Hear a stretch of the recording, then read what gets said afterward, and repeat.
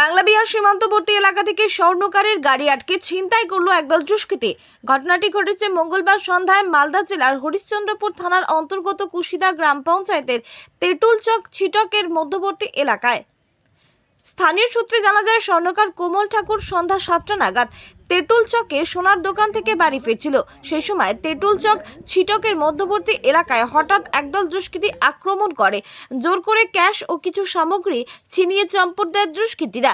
ইতিমধ্যে ঘটনাস্থলে উপস্থিত হয়ে হরিশ্চন্দ্রপুর থানার বিশাল পুলিশ বাহিনী তদন্ত শুরু করেছে। হরিশ্চন্দ্রপুর থেকে মনতোষ দাসের রিপোর্ট, হিন্দ নিউজ। কি শুনলেন? আমি অফিস থেকে আসার পর যেটুকু জানতে পারলাম, শুনলামও যে আমার দাদা কমল ঠাকুর তার রাস্তায় ছিনতাই হয়েছে।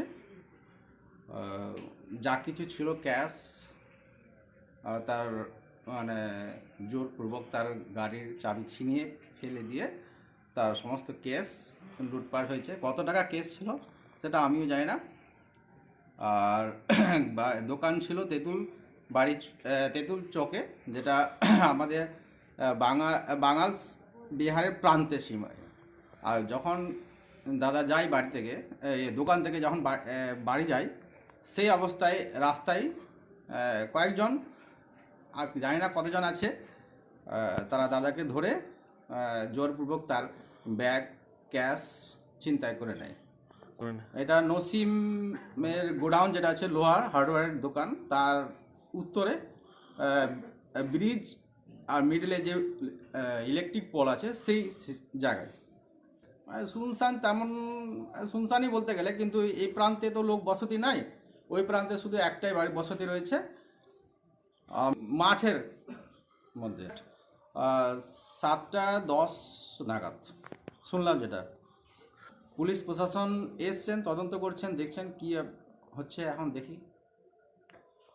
ব্যবসা করার ক্ষেত্রে তো খুবই আতঙ্কে এখন ব্যবসায়ী সমিতি যারা আছেন, যারা সোনা থেকে শুরু করে মুদিখানা থেকে যারা হার্ডওয়্যার থেকে যারা লোহার ব্যবসা করছেন, গিটি বালু ব্যবসা করছেন, তারা প্রত্যেকেই আতঙ্কে এখন কি করে ব্যবসা করবে। এখন এই মুহূর্তে 6টার সময় 7টার সময় যদি এখন দিনে ছিনতাই হয়ে যায়, সেক্ষেত্রে ব্যবসায়ী আমরা সাধারণ লোক কোথায় যাব? কোথায় গিয়ে আমরা রক্ষা পাবো? আমাদের তো প্রোটেকশন নেই। সেক্ষেত্রে আমরা কি করে বাঁচব? মানুষ একটা ছোটোখাটো ব্যবসা করে মানুষ জীবনযাপন করে তার পরিবার চালায়।